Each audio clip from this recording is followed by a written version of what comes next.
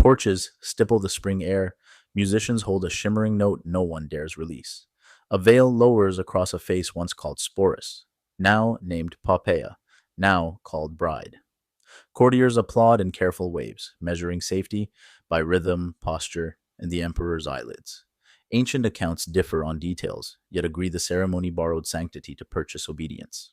Who writes consent when a palace decides a body should remember someone else's smile? Jewels glitter like arguments, vows sound rehearsed, witnesses practice astonishment until it reads as joy. The result, near at hand, is simple. Law bends, and etiquette notarizes the bending publicly. Priests bless replacements, senators praise mercy, servants memorize new titles for the same frightened boy. Stories will call it romance or madness, but logistics hum underneath, steady and efficient. Tonight's theater teaches the city to treat identity like costume checked at the door. The lesson will travel faster than rumor, because rumor now arrives stamped with incense. To understand how this night became possible, step backward to a promising dawn on Rome's hills. He began in brightness, 16, groomed by tutors, crowned with hope and festival light. Tax relief won cheers, treason courts softened, theaters filled with laughter that sounded like trust. Burrus steadied the legions. Seneca tuned speeches until mercy chimed through marble corridors. Coins carried youthful calm. Processions scattered roses. The forum breathed easier than in recent winters. Ancient sources report different motives, yet agree the city exhaled, grateful for softer mornings. Can early kindness survive the weight of spectacle, flattery, and a stage that never sleeps? Nero loved performance. Audiences loved being near him. Both discovered applause can become appetite. Officials learned that nearness traded like currency.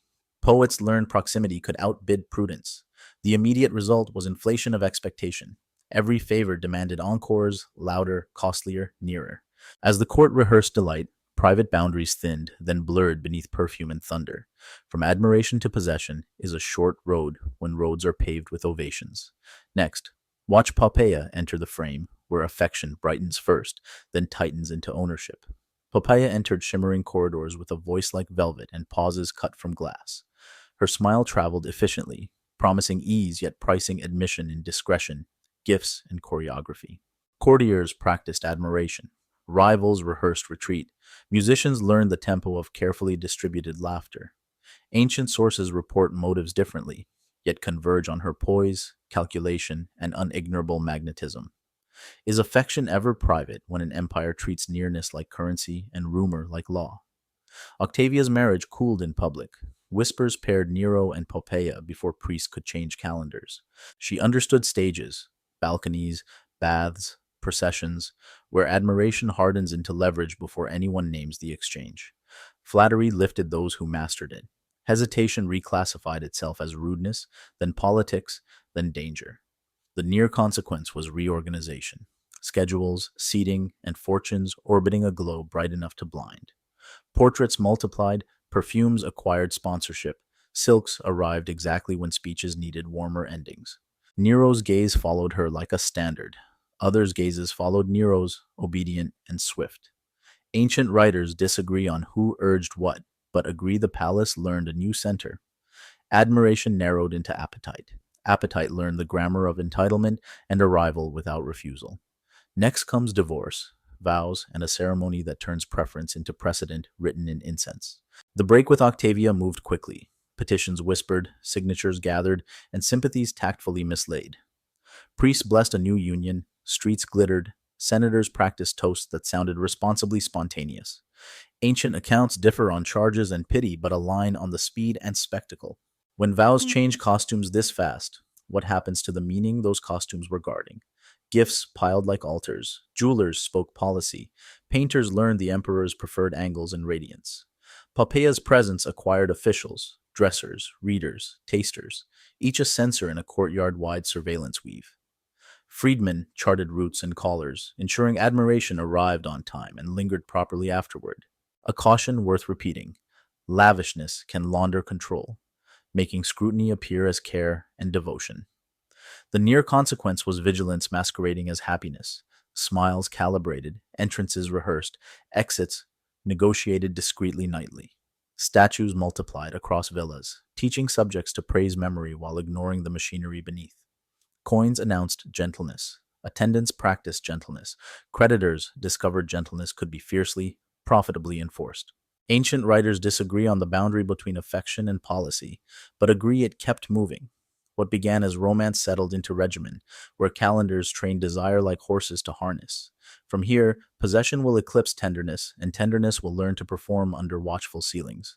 Jealousy moved in with the furniture, tidy, scented, and utterly professional about schedules. Invitations narrowed, doors learned to open only for eyes that pleased the center. Dressers and ushers mapped corridors, choreographing touches that appeared spontaneous and perfectly inevitable.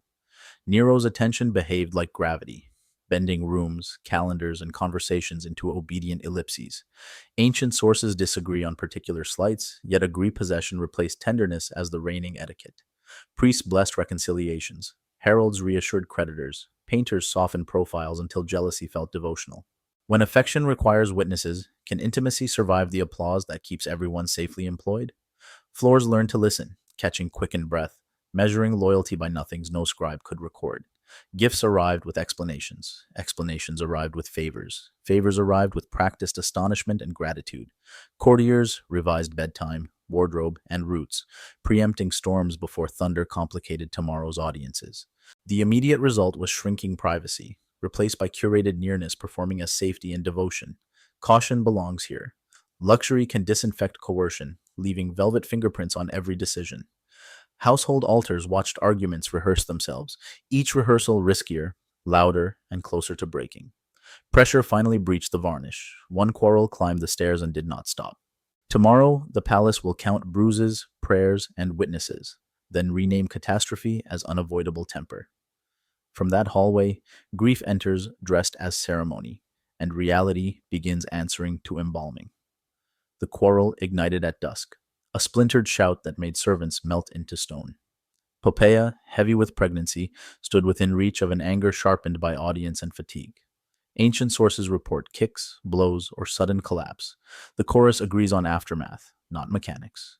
What do vows mean when a room stills and breath counts louder than law?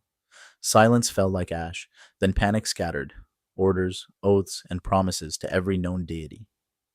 Physicians ran with basins, bandages, and prayers that worked better in processions than corridors.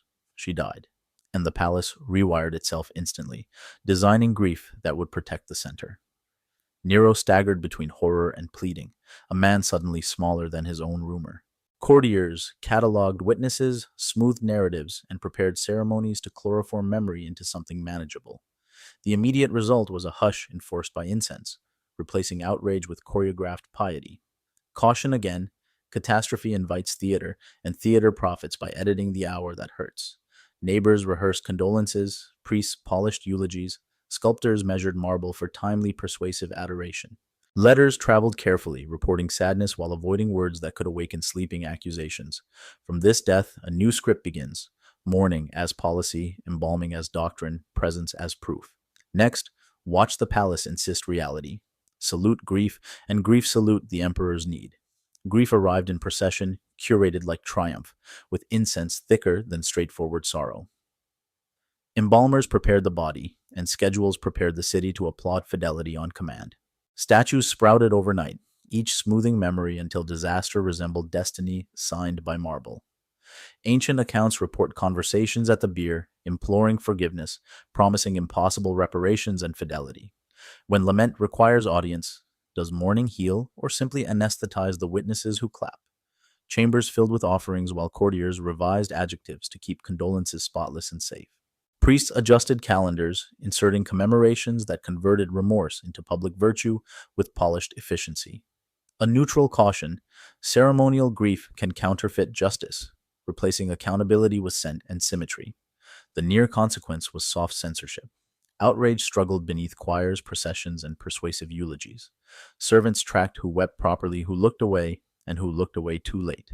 Letters, standardized phrases, laundering uncertainty into language both pious and administratively convenient for everyone. Sculptors chased likenesses that flattered, ensuring memory reported sanctity rather than circumstance or cause. The palace slept easier, not cleaner, its pulse measured by candles rather than questioning. Into this curated silence of vacancy yawns, and vacancy invites substitutions remarkably like resurrection. Next, a youth appears within sightlines, his survival suddenly tethered to resemblance and ritual. He was young, perhaps 14 or 15, a life recently enslaved or newly freed.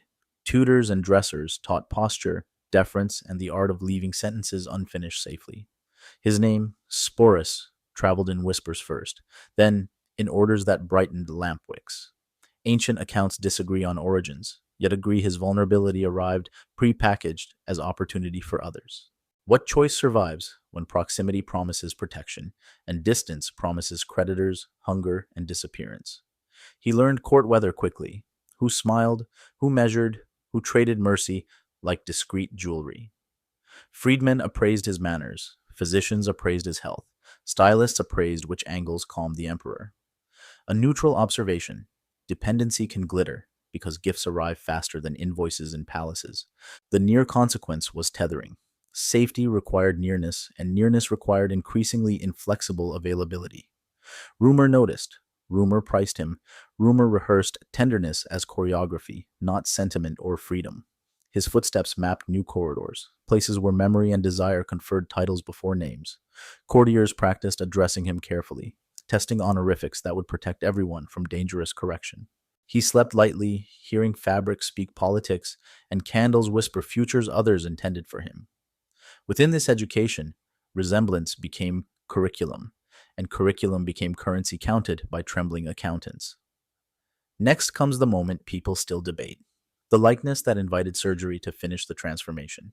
The likeness arrived not as rumor only, but as a hush that stiffened corridors. Faces echoed each other, cheekbones and eyelids rhymed, suggestive enough to tempt mourning into theater. Ancient sources report resemblance repeatedly, though motives and measurements vary, sometimes wildly and conveniently. Rome believed likeness carried power. Statues stole prestige. Portraits promised continuity when hearts faltered. Advisors framed resemblance as healing, a balm that could discipline grief without admitting guilt. Painters adjusted highlights. Jewelers matched palettes. The city learned to recognize Poppaea in substitute glow.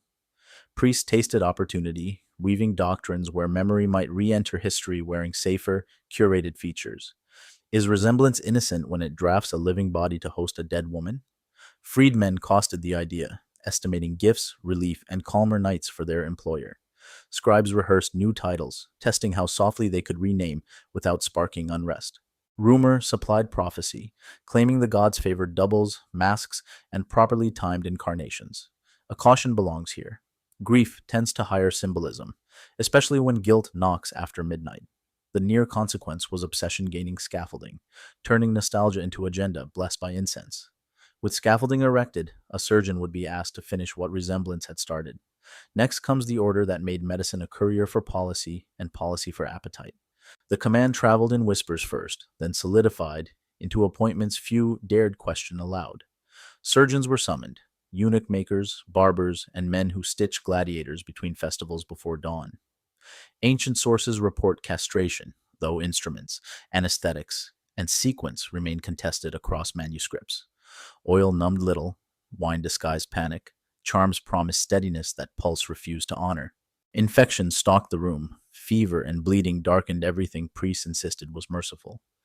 Is healing still healing when the cure extinguishes futures and seals dependence like wax? The law looked away, convenient as incense, while household ledgers prepared their revised pronouns. Physicians framed success cautiously: survival, manageable scarring, and a voice trending toward the script. A neutral caution: medicine easily serves hierarchy when outcomes decide stipends and continued access. The near consequence was identity narrowed, dependence total, and safety mortgaged to the throne. Rumor blessed the result, calling it restoration, calling it justice, calling it exquisite devotion. Contracts adjusted, tutors expanded lessons, tailors prepared wardrobes that taught gestures with threads. Letters replaced Sporus with Sabina, testing the city's appetite for sanctioned, perfumed amnesia. From the operating room, the calendar opened, scheduling rehearsals that would legitimize the transformation everywhere. Next, watch the training teach posture, diction, and presence until memory applauds its own replacement. Lessons arrived daily: posture, cadence, glance, the art of surviving applause politely. Dressers taught him lengths that governed steps. Readers rehearsed replies trimmed of hazards. Barbers calibrated curls to frame a mask. Jewelers drilled rituals into fingers. Ancient accounts disagree on details, yet agree training persisted until reflex replaced memory. Is identity safe when praise rewards forgetting and safety requires never correcting anyone? Tutors drilled names, kin, seasons, and Poppaea's favorite offerings beside appropriate smiles. He learned to enter rooms like incense, noticed immediately, explained later, forgiven by fragrance. Tailors stitched gestures into fabrics. The hem instructed knees how reverence should travel. Physicians measured progress in calm pulses, careful sleep, and conveniently modulated laughter. A neutral observation. Pedagogy can erase as efficiently as it can engrave. The near consequence was compliance that looked like poise and sounded like restored serenity. Freedmen praised the transformation. Creditors relaxed. Servants exhaled on corridors previously treacherous. Schedules hardened into rehearsals, and rehearsals hardened into customary obligations for everyone. From training, the calendar advances to marriage, where performance earns a crown and witnesses. Next, Rome will watch vows bend to ceremony and ceremony bend to command. The wedding unfurled in layers, garlands, torches, musicians, and a crowd trained to astonishment. Veil lowered, ring displayed. Vows delivered with confidence, drones sometimes reserved for triumphs. Priests timed blessings to drum beats. Incense climbed like policy disguised as fragrant devotion. Ancient sources report the rites differently, yet agree the theater swallowed hesitation whole. Who dares blink when every gaze helps notarize a transformation presented as healing? Senators applauded lengthily, ambassadors copied applause. The guard learned new meanings for escort. He wore the name Poppaea. He answered as Poppaea. The city practiced agreement. A neutral observation. Spectacle launders compulsion by lending it vocabulary borrowed from sanctity. The near consequence was legitimacy. Policy draped in roses, grief recast as careful restoration. Neighbors repeated official adjectives. Poets refined them. Scribes made them fit available ledgers. Supper sealed the bargain. Toasts stacked like brickwork. Compliance felt suddenly ceremonial and warm. Some guests left dazzled. More left numb. All left quieter than they had arrived. Letters soon rehearsed the marriage as precedent, requesting households adopt its respectful vocabulary. From this night forward, role and person would trade places whenever applause required clarity.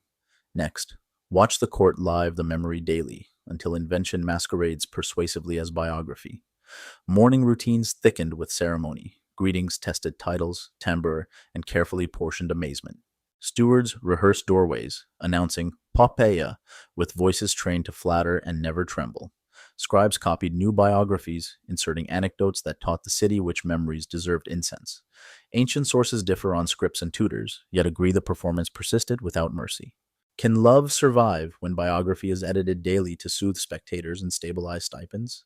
He learned anniversaries, favorite perfumes, and diplomatic quips calibrated to disarm suspicious senators elegantly. Servants synchronized gestures, ensuring laughter landed precisely and silences did not ferment into doubt. Priests coached blessings, poets furnished epithets, jewelers delivered metaphors cast in obedient metals. A neutral caution. Routine can ransom conscience, especially when routine pays wages and calms creditors. The near consequence was exhaustion disguised as poise, an acquiescence mistaken for peaceful restoration. Letters praised serenity, while bedrooms counted heartbeats and practiced names like careful, breakable glass.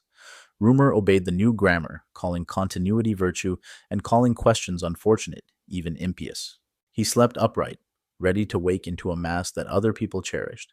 What began as safety matured into dependence, then into scriptural obligation enforced by etiquette. From this daily theater, the horizon widens. The court readies sea roots and laurel. Next, the road east opens. Greece will applaud, and policy will borrow the crowd's thunder. Ships unmoored toward Greece, harbors echoed with flutes, judges, and diplomatic greetings lacquered bright. Nero entered festivals as contestant and patron, braiding applause with pardons, favors, and spectacle. He wore laurels often, juries admired generously, cities received relief, statues, and forgiving accountants. Ancient sources disagree on prizes and bribes, yet agree the itinerary blurred art and rule. What does victory mean when the referee is also the treasury and the thunder? Sporus appeared beside him, veiled and radiant, rehearsing serenity for amphitheaters and embassy courtyards. Greek elites practiced Rome's new etiquette, praising resemblance as healing and ceremony as prudent continuity. Poets tuned odes to the restored Sabina, smoothing outrage into cultured, exportable admiration. A neutral observation: diplomacy loves pageantry, because pageantry photographs better than paperwork or protest. The near consequence was legitimacy abroad: tighter alliances, quieter creditors, and headlines celebrating curated mercy.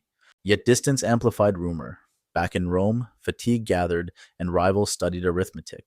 Praetorians counted stipends, governors counted grain, senators counted futures, where applause might finally end. The voyage returned heavy with trophies, lighter in patience, and strangely thin in loyalty. Festivals teach confidence. Confidence invites risk.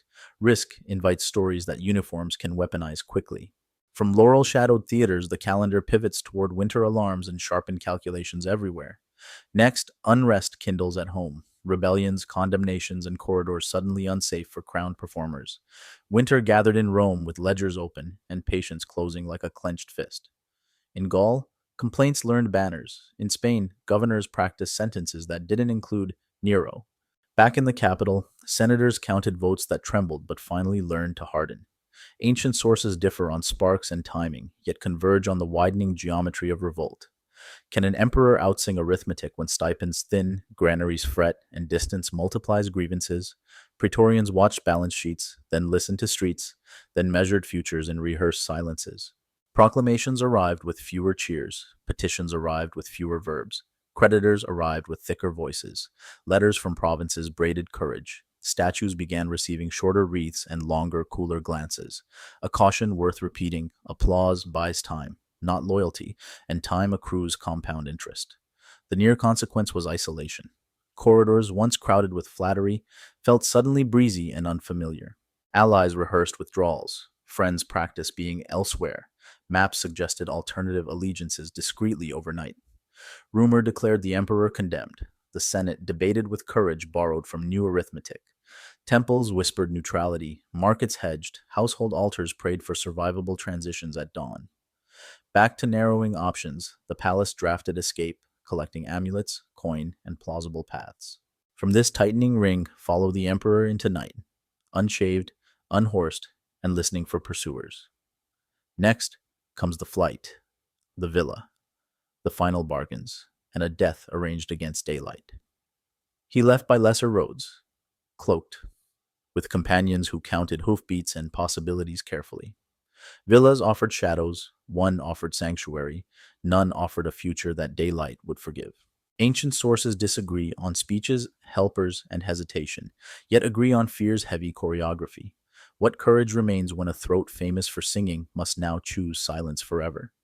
Tools were fetched, graves half dug, servants shivered at orders that sounded like final rehearsals. Messengers returned with worse news: condemnation formalized, rewards promised, and city tempers cooling dangerously. He tested a blade, he argued with himself, he begged for a tutor's steadiness. At last the moment narrowed. Steel learned its task. Witnesses learned to look away. A caution: history loves tidy last words, but rooms often deliver only animal breathing. The near consequence was vacancy. Thrones do not stay empty, ambitions do not stay patient. Companions scattered toward safety. The city rekeyed locks. The calendar opened to hungry names. Rumor ferried the body back to memory, already trimming edges to fit new stories. Coins would change, prayers would adjust, the guard would present arithmetic dressed as patriotism tomorrow. From that quieted room, power spilled into barracks and forums, searching its next custodian. Next, watch commanders audition legitimacy and see Sporus recast as property in the scramble. Power auditions began immediately. Nymphidius Sabinus courted legitimacy with uniforms, stipends, and borrowed symbols. He summoned the bride, paraded careful tenderness, and practiced Nero's cadence like a credential. Ancient sources differ on vows and titles, yet agree Sporus was exhibited as continuity. When a body becomes precedent, can safety exist anywhere except within someone else's narrative? The prefect praised mercy in public while testing possession in private, counting allies by applause. Courtiers pivoted mid-sentence, rebranding yesterday's obedience as foresight and yesterday's affection as patriotic prudence. Freedmen recalibrated, scribes adjusted pronouns, priests located incense suitable for newly convenient devotions. A neutral observation.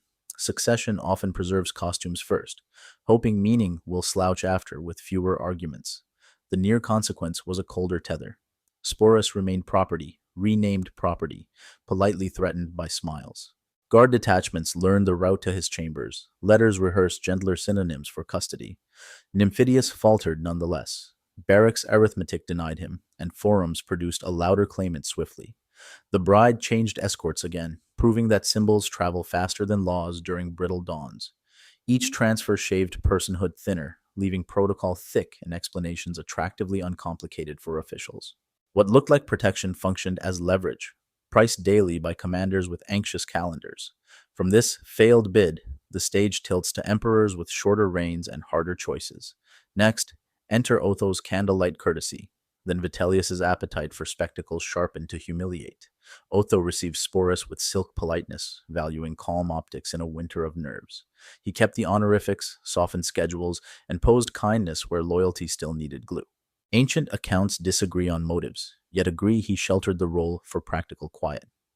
Is mercy still mercy when it also invoices the witness for gratitude and presence? Supper tables grew gentler, processions shortened, scribes dialed down rhetoric to survivable temperatures briefly. A neutral caution. Temporary kindness inside coups behaves like weather, comforting, changeable, and never sovereign. The guards' loyalties tilted. Vitellius advanced with heavier appetites and louder promises for pay. Rumor sketched a spectacle. Sporus forced to play Proserpina, dragged and ravished before crowds. Priests rehearsed myths. Producers measured arenas. Handlers weighed the price of public pedagogy by terror. The near consequence was dread with paperwork. A calendar clogged by rehearsals no conscience could bless. Witnesses planned to be elsewhere. Household gods received offerings for doorways that might stay merciful. Ancient writers, though divergent, converge on cruelty's momentum whenever legitimacy feels theatrically underfed. Sporus read the drift, understood the script, and measured exits against breath and rumor. Otho vanished from calculations. The new court tuned instruments. The arena floor waited patiently. From this gathering storm, the only agency left may be refusal written in absence. Next comes the choice that ends the role, and the historians who misname it forever. The choice arrived quietly, late, in a room arranged for obedience and spectacle. Rumor named Vitellius's pageant, Proserpina dragged, a pedagogy of terror sold as faithful myth. Handlers checked torches, trainers rehearsed ropes, producers measured silence like convertible ticket revenue. Ancient sources diverge on methods, yet agree the script promised humiliation marketed as tradition. Is refusal the final freedom when every corridor funnels you toward a purchase scream? He chose absence. No arena, no lesson, no ovation. An ending outside the advertised program. Some say poison, others steel. Manuscripts quarrel more than they mourn the missing testimony. Priests rephrased, scribes narrowed. Officials praised prudence while testing crowds for appetite and disappointment. A neutral caution. Histories love clarity, yet despair often hides inside bureaucratic euphemisms. The near consequence was logistical panic. Casts reshuffled, budgets amended, propaganda suddenly thin and underfed. Courtiers filed narratives quickly, recoding refusal as weakness, sacrilege, fashion, anything except informed resistance. The body exited the calendar, but the role stayed rentable, portable, and politically useful. Memory now faced a vacancy that raised questions louder than any orchestrated hymn could smother. From that vacancy, step into the archive, where bias edits pain into parable for posterity. The archive prefers allegory. Sporus appears labeled decadence, seldom person threatened by sovereign appetite.